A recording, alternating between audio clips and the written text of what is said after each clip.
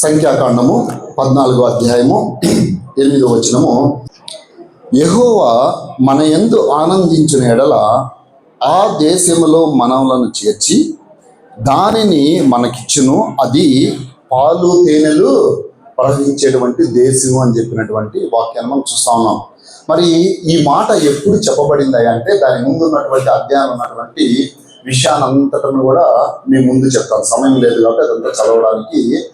మరి ఇశ్రాయేలీలు ఐగుప్తు దేశం నుంచి వారిని విడిపించి వారిని తీసుకొని వచ్చి అనేకమైనటువంటి గొప్ప గొప్ప కార్యాలు వారి ముందు చేశారనమాట. చేసిన తర్వాత వాళ్ళు ఆ విధంగా అంటే వాళ్ళకి ఆకలేసిందంటే ఆహారం ఇచ్చాడు, నాన్ వెజ్ కావాలంటే నాన్ వెజ్ ఇచ్చాడు, లేకపోతే ఎర్ర సముద్రాన్ని పాయలు చేశాడు. ఇన్ని గొప్ప కార్యాలు చూసిన తర్వాత అప్పుడు పలుకుతున్నటువంటి ఆ మాట అన్నమాట అది. కానీ ఇక్కడ ఏ సందర్భంలో చెప్తా ఉన్నారంటే 13వ అధ్యాయం చూసినప్పుడు, ఆ 13వ అధ్యాయంలో మరి యెహోవా మోషేకి ఏమని చెప్తున్నాడంటే, అయ్యా మీలో ఉన్నటువంటి అక్కడ ఉన్నటువంటి ప్రతి ఒక్క గోత్రం నుంచి కూడా ఒక్కొక్కరిని తీసుకొని మీరు నేను ఏ దేశాన్ని అయితే మీకు ఇస్తానని చెప్పానో ఆ కనాను దేశానికి గోత్రానికి ఒకరి చొప్పున మీరు పంపించండి. వారు వెళ్ళి 40 దినాలు ఆ దేశం అంతా కూడా సంచరించి అక్కడ ఏ విధంగా పండ్లు ఉన్నాయి, లేకపోతే అక్కడ పొలాలు ఎలా ఉన్నాయి, చెట్లు ఎలా ఉన్నాయి, అక్కడ ఉన్నటువంటి మనుషులు ఎలా ఉన్నారు, ఇవన్నీ కూడా చూసి వస్తారు. వారిని పంపించమని చెప్పినప్పుడు సందర్భంలో చెప్తున్నటువంటి మాట అన్నమాట అది. మరి అక్కడ వాళ్ళు ఏ విధంగా అయితే వారు వెళ్ళి 40 దినాలు మరి 12 గోత్రాల నుంచి కూడా 40 దినాలు అందరూ వెళ్ళి కూడా తిరిగేసి అంతా ఆ 40 రోజులు కూడా చూశారు, వెళ్ళారు. ద్రాక్షాలు, అక్కడ ఉన్నటువంటి అంజూరపు పండ్లు ఇవన్నీ కూడా చూశారు, తీసుకొని వచ్చారు. వచ్చిన తర్వాత మోషే అహరోనుల ముందు నిలబడి వాళ్ళు చెప్తున్నారు. ఏమని చెప్తున్నారంటే 10 మంది మాత్రము చెడ్డ సమాచారాన్ని తీసుకొని వచ్చారు. అక్కడ వెళ్ళినటువంటి 10 మంది మాత్రం ఏం తీసుకొచ్చారంటే చెడ్డ సమాచారం తీసుకొచ్చారు అనమాట. ఏమని చెప్తున్నారంటే 10 మంది, అయ్యా అక్కడ అన్నీ బాగున్నాయి కానీ పళ్ళు బాగున్నాయి అక్కడ, లేకపోతే అక్కడ చెట్లు బాగున్నాయి, అది పాలు తేనెలు ప్రవహించేటువంటి దేశము, కానీ ఆ దేశం అంట భక్షించేటువంటి దేశము. అక్కడికి మేము వెళ్తే మేము చనిపోతాం. ఇంకా అక్కడ ఉన్న జనాలు ఏ విధంగా ఉన్నారు తెలుసా, వాళ్ళు ముందు మేము నిలబడి కానీ చూస్తే మేము మిడతల్లా కనిపిస్తున్నాం, మేము మిడతల్లా కనిపిస్తున్నాము, మాకే కాదు వాళ్ళకు కూడా మేము మిడతల్లా కనిపిస్తున్నాం అని చెప్పిన వెంటనే అక్కడ ఉన్న వారంతా కూడా రాత్రి అంతా కూడా ఏడ్చి వాళ్ళందరూ కూడా మోషే అహరోనుల మీద, లేకపోతే అక్కడ ఎవరైతే మంచి సమాచారం తీసుకుని వచ్చారో వాళ్ళ మీదకి రాళ్ళు రుబ్బి చంపాలనేటువంటి ప్రయత్నం చేస్తున్నప్పుడు చెప్తున్నటువంటి మాట ఇది. మరి అక్కడికి వెళ్ళినటువంటి ఇద్దరు మాత్రం, మరి యెహోషువ కాలేబు మాత్రము మంచి సమాచారాన్ని తీసుకొని వచ్చారు. ఐగుప్తు దేశంలో నుంచి బయటకు వచ్చి పాలు తేనెలు ప్రవహించేటువంటి ఆ కనాన దేశానికి వెళ్ళవలసినటువంటి ఆ సమయంలో ఆ చెడ్డ సమాచారాన్ని విని వారు ఏ విధంగా భయపడుతూ ఉన్నారో, బాధపడుతున్నారో, అయ్యో మమ్మల్ని ఎందుకు తీసుకొచ్చావు, ఒకవేళ మేము ఐగుప్తులోనే ఉండుంటే బాగుండేవాళ్ళమేమో, మమ్మల్ని చంపడానికి ఇక్కడ తీసుకుని వచ్చావా నీవు అని చెప్పి గులుగుతా ఉన్నారు, సలుగుతా ఉన్నారు అన్నమాట అక్కడ ఉన్న వారందరూ కూడా. మరి మన జీవితాలు ఏ విధంగా ఉన్నాయి? మన జీవితంలో కూడా అనేక సార్లు మనము ఇట్లాంటి శ్రమల గుండా, ఇట్లాంటి కష్టాల గుండా ప్రయాణం చేసినప్పుడు మనకు అనిపిస్తుంటది. ఏ విధంగా అయితే ఈ ఐగుప్తు దేశంలోంచి బయటకు వచ్చినటువంటి వాళ్ళందరూ కూడా, ఇశ్రాయేల్ అందరూ కూడా ఆ సమాచారాన్ని విని బాధపడుతూ ఉన్నారు, ఏడుస్తున్నారు. వాళ్ళు ఏడ్చి అంత మాత్రం ఊరుకోకుండా వాళ్ళు ఏం చేస్తున్నారు, రాళ్ళు రువి మంచి సమాచారం తీసుకొచ్చినటువంటి వారిని చంపడానికి ప్రయత్నం చేస్తూ ఉన్నారు వాళ్ళు. అట్లాంటి సందర్భంలో మరి ఈ మాట చెప్పబడుతుంది. ఏమని చెప్పబడుతుందంటే, యెహోవా మన యందు ఆనందించిన ఎడల ఆ దేశంలో మనలను చేర్చి దానిని మనకిచ్చును, అది పాలు తేనెలు ప్రవహించు దేశము. కాబట్టి ఇక్కడ ఏమని మనం ఆలోచించాలంటే, ఎవరైతే ఆ ఐగుప్తుల నుంచి బయటకు వచ్చారో, ఆ పాపంలో నుంచి బయటకు వచ్చారో వారికి ఆ దేశాలు ఇస్తానంటున్నాడు. మొదటగా నీకు నేను పాలు తేనెలు ప్రవహించేటువంటి ఆ దేశంలోనికి నేను నిన్ను పంపిస్తాను. మనందరి నిరీక్షణ కూడా ఏముంది, పరలోకంలోకి మనందరం కూడా వెళ్ళాలి. కాబట్టి ఎవరైతే ఈ లోక సంబంధమైన దాంట్లో నుంచి మరి బయటకు వచ్చి మరి ఎవరైతే యేసు ప్రభువుని తన సొంత రక్షకుడిగా అంగీకరించారో వారికి చెప్తున్నటువంటి మాట ఏంటంటే, నేను నీకు పాలు తేనెలు ప్రవహించేటువంటి దేశంలో నిన్ను తీసుకువెళ్తానని చెప్పి చెప్తున్నటువంటి సందర్భాన్ని మనం ఇక్కడ చూడొచ్చు అన్నమాట. కాబట్టి ఈరోజు మనందరం కూడా ఏ స్థితిలో ఉన్నాం? మనం యేసు ప్రభుని సొంత రక్షకుడిగా అంగీకరించి చాలా సంవత్సరాలు అయిందేమో. కొద్దిమందికి 10 సంవత్సరాలు, 5 సంవత్సరాలు, 20 సంవత్సరాలు, 30 సంవత్సరాలు, 40 సంవత్సరాలు. మీ యొక్క జీవితంలో ఎన్నిసార్లు మనం దారి తప్పిపోతున్నాం? ఎన్నిసార్లు ఇక్కడ ఐగుప్తులో వచ్చినటువంటి ఇశ్రాయేల్ లాగా మనం సనుక్కున్నాం, గునుక్కున్నాం. అయ్యో, నాకే ఎందుకు ఇన్ని శ్రమలు? నేను దేవుని ఇంతగా ప్రేమిస్తున్నానే, ఆరాధిస్తున్నానే, మరి దేవుని యొక్క వాక్యంలో నేను ఇంతగా బలపడుతున్నానే, నాకే ఎందుకు ఈ శ్రమలు? ఈ శ్రమంలో నుంచి నేను బయటికి వెళ్ళిపోతే సరిపోద్దు కదా అన్నటువంటి అనేక మంది బ్లాక్ సైడర్స్ అయిపోయినటువంటి వారిని కూడా మనం చూస్తున్నాం. అనేక మంది దారి తప్పినటువంటి వారిని కూడా మనం చూస్తున్నాం. వారందరూ కూడా అప్పటి వరకు ఎంతో విశ్వాసం ఉన్నటువంటి వారు ఒక శ్రమ వస్తానే, ఒక కష్టం వస్తానే వారందరూ కూడా విడిచిపెట్టి వెళ్ళిపోతున్నటువంటి వారిని కూడా మనం చూస్తున్నాం. కానీ ఈ రోజు దేవుని యొక్క వాక్యం సెలవిస్తా ఉంది, ఎవరైతే మరి యెహోవా యందు ఆనందించిన ఎడల ఆ దేశంలో మనలను చేర్చి అన్నప్పుడు ఎవరిని అక్కడి నుంచి, ఎవరైతే ఐగుప్తులో నుంచి బయటకు వచ్చారో, ఎవరైతే లోకంలో నుంచి బయటకు వచ్చామో, ఎవరైతే మనము ఈ లోకాన్ని అంతటిని కూడా విడిచిపెట్టి లోక సంబంధమైనటువంటి కార్యాల్లో నుంచి, లోక సంబంధమైనటువంటి ప్రతి ఒక్క విషయంలో నుంచి కూడా బయటకు వచ్చి మనము దేవుణ్ణి అంగీకరిస్తున్నామో వారికి ఈరోజు దేవుడు వాగ్దానం చేస్తూ ఉన్నాడు. మీకు ఆ పాలు తేనెలు ప్రవహించేటువంటి దేశాన్ని నేను ఇస్తానని చెప్పి దేవుడు ఈరోజు వాగ్దానం చేస్తున్నాడు. హల్లెలూయా. మరి మనందరం కూడా అట్టి దానికి పాత్రలు ఉండాలని చెప్పి ఈరోజు దేవుని మరి పరిశుద్ధాత్మ నీతో నాతో మాట్లాడుతూ ఉన్నాడు. మరి ఆ ఆలోచనలో నుంచి మనం వస్తున్నప్పుడు అసలు యెహోవా ఎవరిని బట్టి ఆనందిస్తాడు అన్న విషయాన్ని నేను ఒక 3 విషయాల్ని సమయానుకూలంగా చెప్పి నేను ముగిస్తాను. ఒకవేళ సమయం లేకపోతే 2 విషయాలని చెప్పి నేను ముగిస్తాను అనమాట. అసలు దేవుడు ఎవరిని బట్టి ఆనందిస్తాడు మనకు తెలిస్తే, ఒకవేళ మన జీవితంలో కూడా మనం అటు రీతిగా లేకపోతే మన జీవితాన్ని ఈ రోజు మనం సరి చేసుకొని ముందుకు వెళ్ళడానికి మనందరం కూడా సిద్ధపడతాం. మరి కీర్తనల గ్రంథము 147వ దావీదు కీర్తన 11వ వచనం ఒకసారి చదవండి. 147వ దావీదు కీర్తన 11వ వచనం.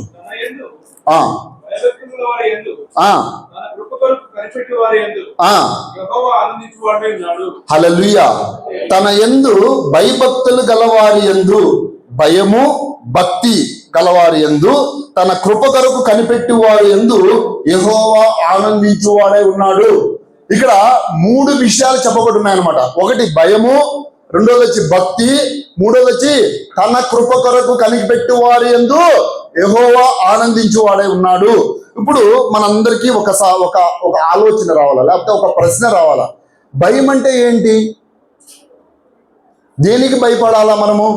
ఉదాహరణకి, ఎందుకంటే మేము డిపార్ట్మెంట్లో వచ్చాను, అదే ఎగ్జాంపుల్ చెప్తాను. అందరూ కూడా సడన్ గా రాత్రి ఒక పోలీస్ యూనిఫామ్ వేసుకొని మన డోర్ తట్టాడు అనుకుందాం. తీస్తానే యూనిఫామ్ లో ఒక పోలీస్ కనిపించాడు. మనకేమనిపిస్తుంది? వెంటనే ఒకలాంటి భయం వేస్తుంది. అరే ఏమైందో, ఈ రాత్రి వెళ్ళొచ్చి డోర్ తట్టున్న పోలీసులు వచ్చి అని చెప్పి మనం భయపడతాం, అవునా? మరి ఒకవేళ ఒక టెర్రరిస్ట్ ఈరోజు ఇక్కడికి వచ్చేసాడు అనుకుందాం, ఒక గన్నో లేకపోతే ఏదో ఒక ఆయుధం తీసుకొని ఇక్కడికి వచ్చేసాడు. ఆయన చూస్తే మనకి ఏమొస్తుంది? భయం వస్తుంది, అవునా? మరి మన దేవుడు ప్రేమ స్వరూపి, ఆయన ప్రేమ అసలు ఎనదగినటువంటి ప్రేమ కలిగిన వాడు. మరి ఆయన చూసి మనం ఎందుకు భయపడాలా కదా? ఈ ప్రశ్న మనందరికి కూడా రావాలి కదా. ఆయన చూసి మనం ఎందుకు భయపడాలా? దేవుని యొక్క వాక్యం ఏం సెలవిస్తా ఉందంటే, మనము పాపం విషయమై భయపడాలి. దేని విషయమై భయపడాలంటే పాపం విషయమై. మనం చేసేటువంటి పాపం వలన అయ్యో నా దేవుడు మరి నొచ్చుకుంటాడే, లేకపోతే బాధపడతాడే, ఆయన నా పక్కనే ఉండి నాలో ఉండి నేను చేసేటువంటి ప్రతి ఒక్క పాపాన్ని కూడా చూస్తూ ఆయన బాధపడుతూ ఉంటాడా అన్నటువంటి భయము నీలో నాలో కలిగి ఉండాలి. మనలో చాలా మందికి భక్తి ఉంటుంది, భయం ఉండదు అన్నమాట. కాబట్టి దేవుని యొక్క వాక్యం ఏం సెలవిస్తా ఉందంటే, నువ్వు పాపము విషయమై భయపడేవారిగా ఉండాలా. నిర్గమకాండము 20వ అధ్యాయము 20వ వచనం తీయండి. ఒక మాట చూపిస్తాం మీకు. నిర్గమకాండము 20వ అధ్యాయము 20వ వచనం.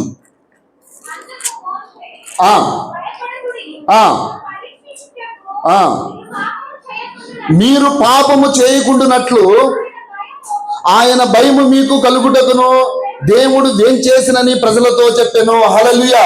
ఏంటంట? పాపము చేయకుండా ఉండడానికి ఆయన భయము మీలో కలగాల. ఎప్పుడైతే మనం పాపంలోకి పడిపోతుంటామో, ఎప్పుడైతే మనం పాపంలోకి వెళ్ళిపోతూ ఉంటామో, అప్పుడు నీలో నాలో ఆ భయం రావాలని చెప్పి దేవుని యొక్క వాక్యం సెలవిస్తా ఉంది. మరి ఇక్కడ చూసినప్పుడు ఆ పాపాల ఒక పెద్ద చిట్టా ఉందన్నమాట. చూడండి, మార్కు సువార్త 7వ అధ్యాయము 20 నుంచి 23 వచనాలు. చెడుగా మాట్లాడకూడదు, అపవిత్రమైనవి చేయకూడదు, వ్యభిచరించకూడదు, ఇంకా చాలా ఒక పెద్ద చిట్టా ఉందన్నమాట. నోట్ చేసుకోండి త్వరగా. మార్కు సువార్త 7వ అధ్యాయము 20-23 వచనాలు. మరి ఈ పాపాల చిట్టా అంతా కూడా ఎక్కడైనా మన జీవితంలో కానీ ప్రవేశిస్తే నీలో నాలో భయం కలగాల.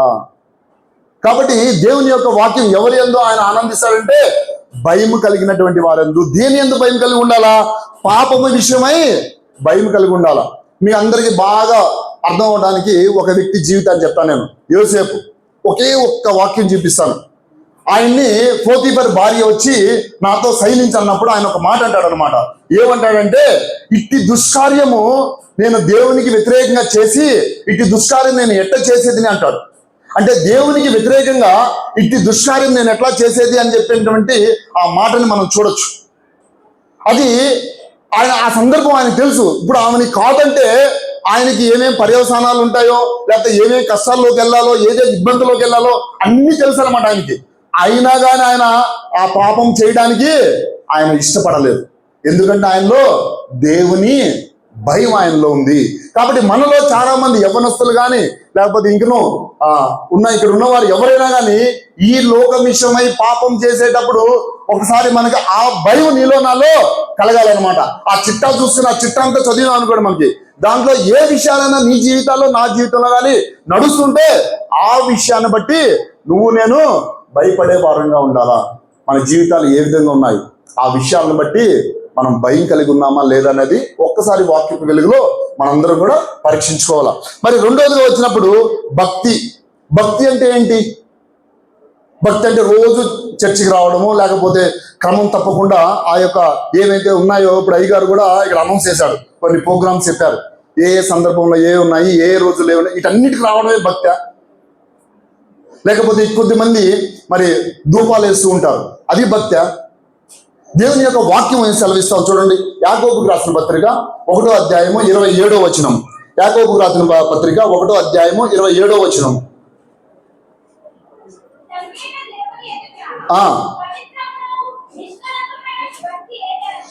పవిత్రమును నిష్కలంకమైన భక్తి ఏదనగా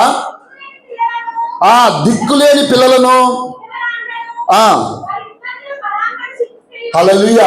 ఏందంట భక్తి అంటే? ఏందంట? ఒక నిమిషం అమ్మా. భక్తి అంటే ఏందంట? దిక్కులేని పిల్లలను, విధవరాండ్లను వారి అవసరతలో వారిని పరామర్శించుట. నేను యేసు ప్రభువుని అంగీకరించాను, ఆయన స్వరూపంలో నేను జీవిస్తున్నానని చెప్పి నువ్వు ఒక్కడే బతికేస్తే కుదరదని చెప్పి దేవుని యొక్క వాక్యం సెలవిస్తా ఉంది. ఎవరైతే దిక్కులేని పిల్లలు ఉన్నారో, విధవరాండ్రు ఉన్నారో, లేకపోతే ఎవరైతే అవసరతలో ఉన్నారో వారికి నువ్వు చేయగలిగింది కూడా చేయలేకపోతే అది భక్తి అనిపించుకోదు. అట్లాంటి స్థితిలో మనం ఎన్నిసార్లు మనం ప్రయాణం చేశాం.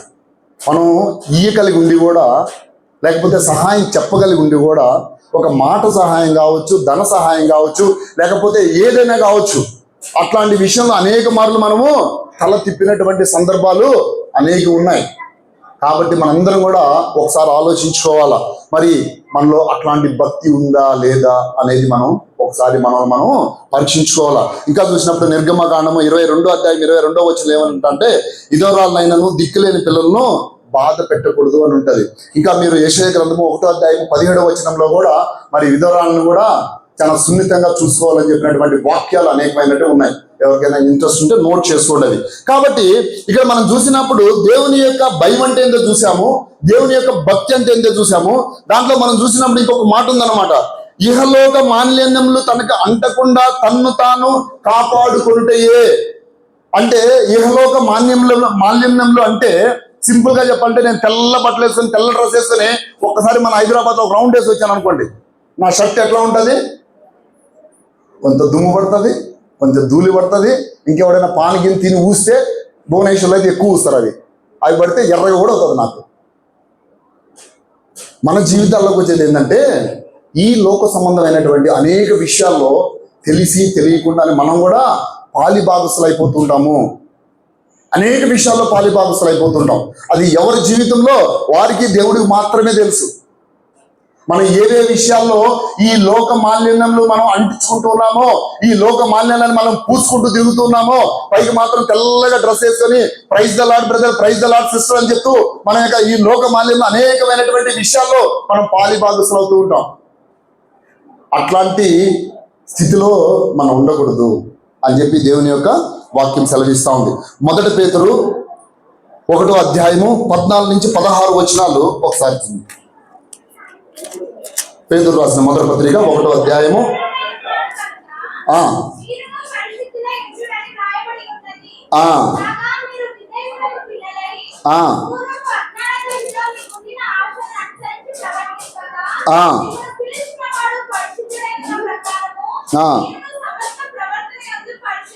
హల్లెలూయా. సమస్త ప్రవర్తన యందు పరిశుద్ధులై ఉండడి. పరిశుద్ధత ఎక్కడ ఉండాలంటే నీ హృదయంలో పరిశుద్ధత కలిగి ఉండాలా. నువ్వు మాట్లాడే మాటలో పరిశుద్ధత కలిగి ఉండాలా. నువ్వు చూసేటువంటి చూపులో పరిశుద్ధత కలిగి ఉండాలా. అంతేగాని మన యొక్క డ్రెస్సింగ్ లోనో లేదా మనం వేసుకున్నటువంటి స్థితిలో పరిశుద్ధత కాదు. మనం ఒంటరిగా ఉన్నప్పుడు మనకు వచ్చేటువంటి ఆలోచనలో మనం పరిశుద్ధత కలిగి ఉండాలా. ఇంకా చెప్పాలంటే ఒకరిని మనం ఏ చూపుతో చూస్తున్నాం అన్న దాన్ని బట్టి మన పరిశుద్ధత కలిగి ఉండాలి. అది నీకు దేవుడికి మాత్రమే తెలుసు. కాబట్టి ఇక్కడ చెప్పబడిన మాట ఏంటంటే ఆయన పరిశుద్ధుడు కనుక మీరును పరిశుద్ధులై ఉండడి. అసలు దేవుని చిత్తం ఏమై ఉందని చెప్పి బైబిల్ అంతలో కూడా ఎత్తికేసి ఒక్క మాట చెప్పాలంటే నేను పరిశుద్ధుడిని కనుక మీరును పరిశుద్ధులై ఉండుడి అని చెప్పినటువంటి మాటని మనం తీసుకోవచ్చు. కాబట్టి ఈ లోక మాలిన్యాలు కూడా మనకు అంటకుండా మనము హృదయ పరిశుద్ధత కలిగిన వారుగా ఉండాలని చెప్పి దేవుని యొక్క వాక్యం సెలవిస్తా ఉంది. కాబట్టి వీటన్నిటిలో కూడా మనం క్లుప్తంగా చూసినప్పుడు మారు మనసు పొందినటువంటి స్థితిలోకి నువ్వు నేను రావాలా. ఆయన పట్ల మరి దేవుని యొక్క వాక్యాన్ని నేను విన్నాను. ఆ రోజు మొత్తం దగ్గర మరి దేవుడు ఆటి రీతిగా నాతో మాట్లాడాడు. నేను ఆ రోజు నాలో ఒక పశ్చాత్తాపం వచ్చింది, ఒక మార్పు వచ్చింది, నా మనసు నేను మార్చుకోగలిగాను. అది నా స్టార్టింగ్ అయిందనమాట. కాబట్టి మొదటగా మన జీవితంలో ఫస్ట్ స్టేజ్ ఏంటంటే మారు మనసు పొందినటువంటి అనుభవంలోకి మనందరం కూడా రావాలా. కాబట్టి యెహోవా ఎవరి యందు ఆనందిస్తాడంటే ఎవరైతే భయము భక్తి కలిగి ఉంటారో, ఎవరైతే ఆయన కృప కొరకు కనిపెట్టి ఉంటారో వారి పట్ల ఆయన ఆనందిస్తాడని చెప్పి దేవుని యొక్క వాక్యం సెలవిస్తా ఉంది. మరి ఎవరికి కృప ఎక్కువగా వస్తుంది చూడండి. ఒక వాక్యం దేవుని యొక్క మాటలను చూపిస్తాను. యాకోబుకి రాసిన పత్రిక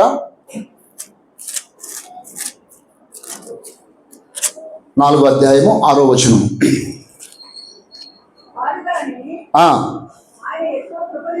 ఆయన ఎక్కువ కృపనిచ్చును, దేవుడు అహంకారులను ఎదిరించి దీనులకు కృప అనుగ్రహించును. హల్లెలూయా. దేవుడు ఎవరికి కృప ఎక్కువ ఇస్తాడంటే ఎవరైతే దీనత్వం కలిగి ఉంటారో వారికి దేవుని కృప ఎక్కువగా ఉంటుందని చెప్పి దేవుని యొక్క వాక్యం సెలవిస్తా ఉంది. మరి నీకున్నటువంటి సంపదను బట్టి కానీ, నీకున్నటువంటి హోదాను బట్టి కానీ, నీకున్నటువంటి మరి ఆ పొజిషన్స్ బట్టి కానీ, లేకపోతే నీకున్నటువంటి ఉద్యోగాన్ని బట్టి కానీ నువ్వు కానీ అతిశయిస్తుంటే దేవుడు నీకు ఆయన కృపను పొందుకోలేవు. హంబుల్నెస్ కలిగి ఉండాలా. అన్ని విషయాల్లో కూడా మనం హంబుల్నెస్ కలిగి ఉండాలా. మనలో చాలా మంది కొన్ని విషయాల్లో మాత్రమే హంబుల్గా ఉంటాం అనమాట. మిగతా వాటన్నిటిలో ఎక్కడ తగ్గేదే ఉండదు మనకి. ఇంకెక్కడో కూడా మనం ఇట్లో ఎవరైనా మనం ఒక కూర్చొని ఉంటే వాళ్ళు ఏదైనా ఒక డిస్కషన్ వచ్చింది అనుకున్నాం, ఫైనాన్షియల్ గా ఎవరు స్ట్రాంగ్ అంటేనే అసలు మనం ఎక్కడ కూడా మనం కాంప్రమైజ్ కావన్నమాట. ఎక్కడ కూడా మనం తగ్గించుకునేటువంటి స్వభావం మనలో ఉండదన్నమాట. కానీ దేవుని యొక్క వాక్యం సెలవిస్తా ఉంది ఎవరి పట్ల ఆయన కృప ఎక్కువగా ఉంటుందంటే ఎవరైతే దీనత్వం కలిగి ఉంటారో అన్ని విషయాల్లో ఎవరైతే దీనత్వం కలిగి ఉంటారో వారి పట్ల ఆయన యొక్క కృప ఎక్కువగా ఉంటుందని చెప్పి దేవుని యొక్క వాక్యం సెలవిస్తా ఉంది. కాబట్టి ఇక్కడ ఇవంతటి కూడా మొదటి స్టేజ్ ఏంటంటే మారు మనసు పొందినటువంటి అనుభవంలోకి మనందరం కూడా రావాలి. కాబట్టి ఆయన పట్ల భయము భక్తి ఆయన కృప కొరకు కనిపెట్టి వారి యందు యెహోవా ఆనందిస్తాడు అని చెప్పి దేవుని యొక్క వాక్యం సెలవిస్తా ఉంది. కాబట్టి మనందరం కూడా అట్టి మారు మనసుని పొందినటువంటి స్థితిలో ఉన్నామా? ఎక్కడైనా కానీ మనం పడిపోయి ఉన్నామా? ఈరోజు పరిశుద్ధాత్ముడు నిన్ను నన్ను హెచ్చరిస్తూ ఉన్నాడు.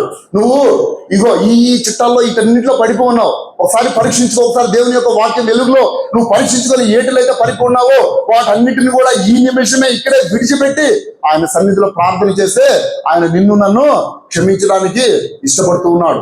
ఇంకా కొద్దిమందికి మనకి ఒక విపరీతమైనటువంటి ఒక ఆలోచన ఉంటుంది అనమాట. నేను తప్పు చేశాను, పాపం చేశాను, నేను చర్చికి వెళ్ళను ఇక ఈ వారం, లేకపోతే ఈ నెల నేను చర్చికి వెళ్ళను.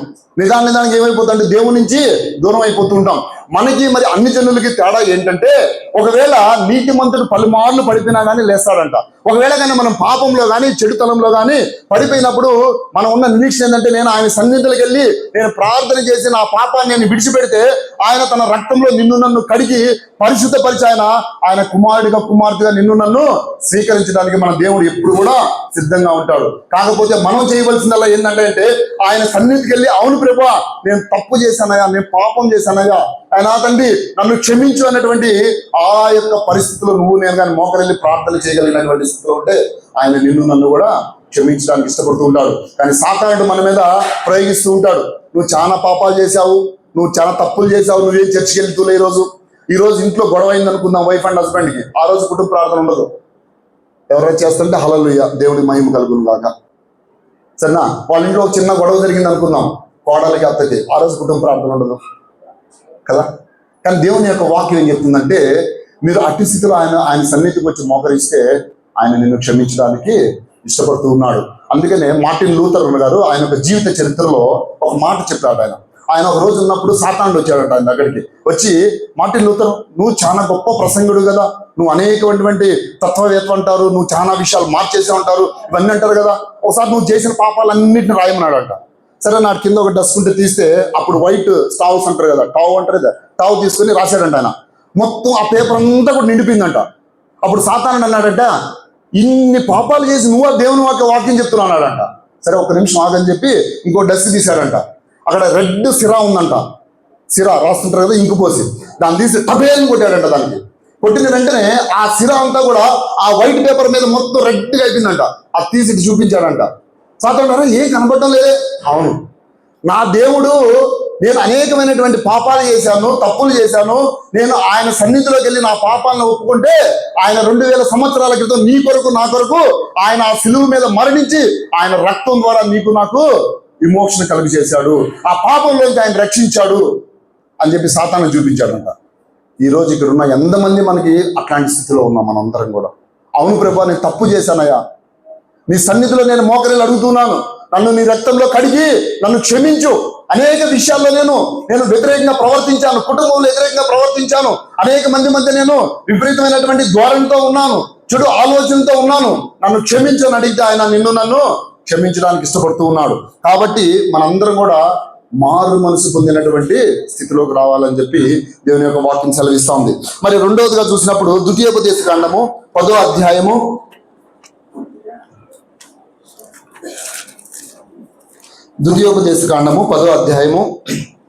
15 నుంచి 17 వచనాలు.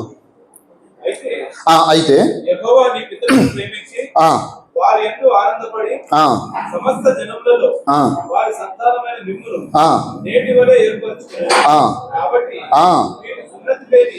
కాబట్టి మీరు సున్నతి లేని మీ హృదయమునకు సున్నతి చేసుకుని హల్లెలూయా. ఇక్కడంట యెహోవా మీ పితరులను ప్రేమించి వారి యందు ఆనందపడి, అయ్యా మీ పితరులు ఎవరైతే ఉన్నారో వారి యందు నేను ఆనందపడ్డానని చెప్తున్నాడు. కానీ మీరు ఎందుకు మీ వల్ల ఆనందపడాలంటే మీరు సున్నతి పొందలేదు. అంటే ఇశ్రాయేలుకి సున్నతి పొందడం అంటే చర్మం కట్ చేసుకోవడం అనమాట. ఇంకా దానికి కొన్ని అర్థాలు ఏంటంటే గుచ్చుకోవడం అని కానీ, కట్ చేయడం అని కానీ, లేకపోతే నొచ్చుకోవడం అని కానీ, ఈ అర్థాలన్నీ వస్తాయి. కాబట్టి అక్కడ ఏం చెప్పబడిందంటే కిందకు వచ్చినప్పుడు, కాబట్టి మీరు సున్నతి లేని మీ హృదయమునకు సున్నతి చేసుకొని, ఎక్కడ సున్నతి చేసుకోవాలంట? మన యొక్క హృదయాలకి సున్నతి చేసుకోవాలా. అది పాత నిబంధన కాలం. కొత్త నిబంధన కాలంలో ఏం చేయాలా? మన యొక్క హృదయానికి మనము సున్నతి చేసుకోవాలా. సున్నతి చేసుకొని ఇక మీదట ముష్కరులు కాకుండేది, అప్పుడు నేను మీ యందు ఆనందిస్తాను అని చెప్పినటువంటి మాటని మనం ఇక్కడ చూడొచ్చు అనమాట. అందుకనే మనకి ఎక్కడ గుచ్చుకోవాలంటే మన హృదయంలో గుచ్చుకోవాలా. దేవుని యొక్క వాక్యం చదివినప్పుడు కానీ, దేవుని యొక్క మాటలు విన్నప్పుడు కానీ, లేకపోతే ఏదైనా ప్రసంగం విన్నప్పుడు కానీ, ఎవరినో గొప్ప చేయడానికో లేకపోతే ఎవరినో మరి ఎక్కువ చేయడానికో మనం ప్రసంగించకూడదు. కానీ మన యొక్క హృదయాన్ని ఆయనకు అర్పించి ఆ హృదయంలో గుచ్చుకున్నట్లుగా కానీ ఉంటే అప్పుడు నీలో నాలో ఆ మార్పు వస్తుంది. అందుకే అపోస్తల కార్యములు 2వ అధ్యాయము 37వ వచనంలో ఒక మాట రాయబడి ఉంది. వారి హృదయములు నొచ్చుకొని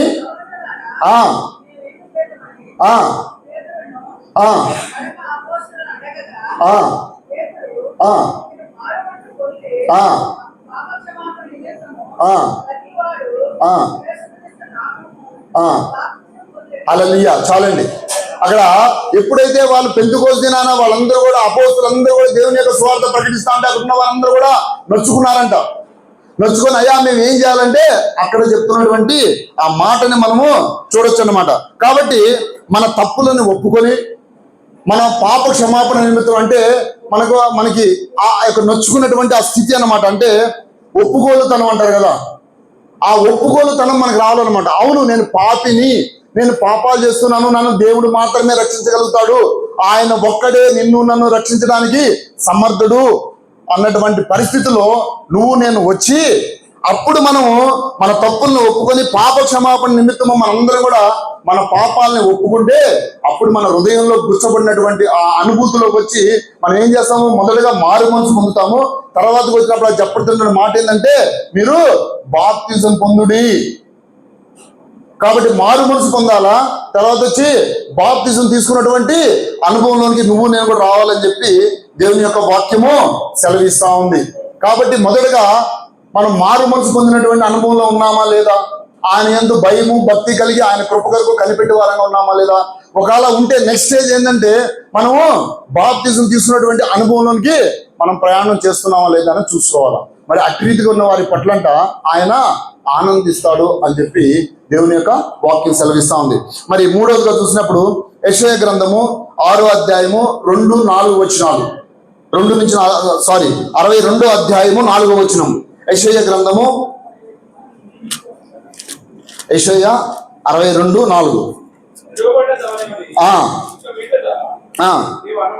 నువ్వు అనబడవు,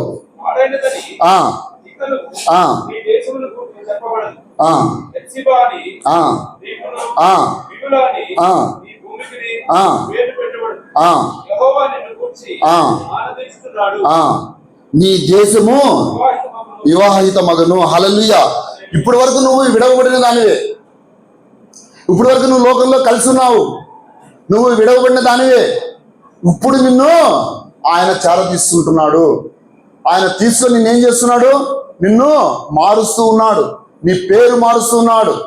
అంటే ఆత్మీయ స్థితిలో వచ్చినప్పుడు ఆ యొక్క దేశాన్ని అక్కడ పవిత్రంగా చూస్తూ ఉన్నాడు. నువ్వు నేను ఆత్మీయ స్థితిలో చూసినప్పుడు మన పేరు కాదు మారాల్సింది, మన యొక్క హృదయం మారాల, మన హృదయంలో మార్పు కలగాల, హృదయంలో మార్పు రావాలా, మన యొక్క మనసులో మనకి మార్పు రావాలా. నేను దేవునికి ఇష్టడుగా ఉండాలా.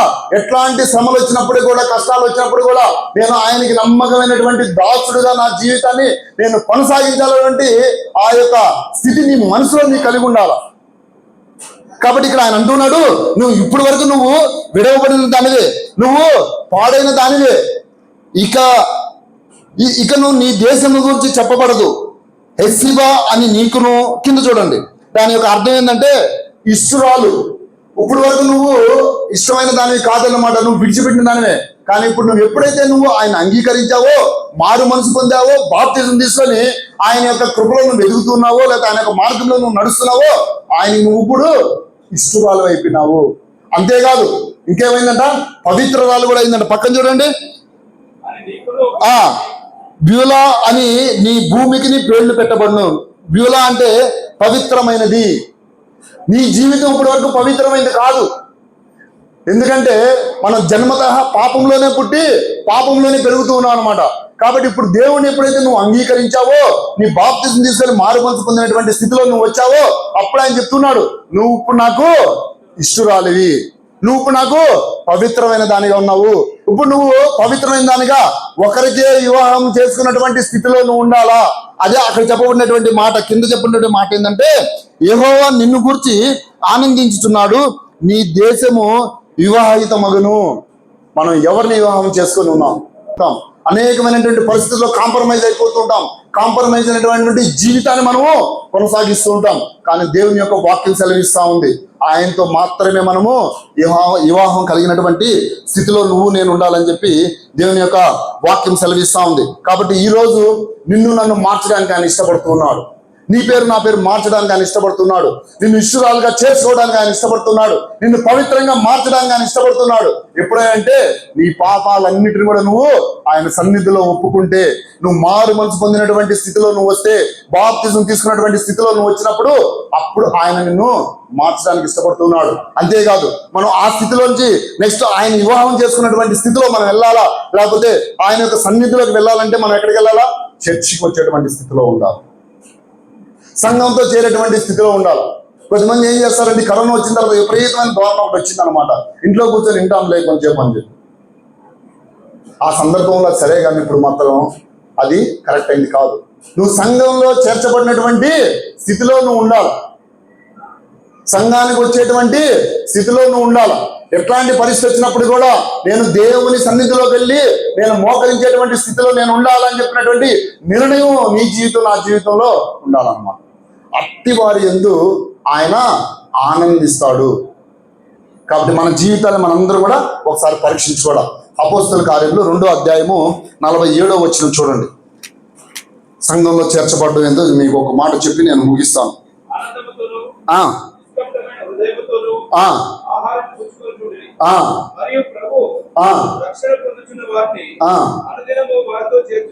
అనుదినము వారితో చేర్చుకొనుచుండెను. అపోస్తులు అక్కడ ఏం చేస్తున్నారంటే, ఎవరైతే వస్తున్నారో వారిని అనుదినము చేర్చుకుంటూ ఉన్నారు. సంఘంతో మీకు ఆ యొక్క రిలేషన్ కలిగి ఉండాలన్నమాట. సంఘంతో మీరు ఉన్నటువంటి స్థితిని మీరు కలిగి ఉండాలా.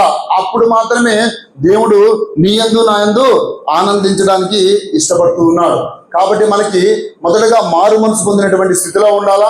రెండోదిగా చూసినప్పుడు బాప్తిజం తీసుకున్నటువంటి అనుభవంలోకి నువ్వు నేను రావాలా.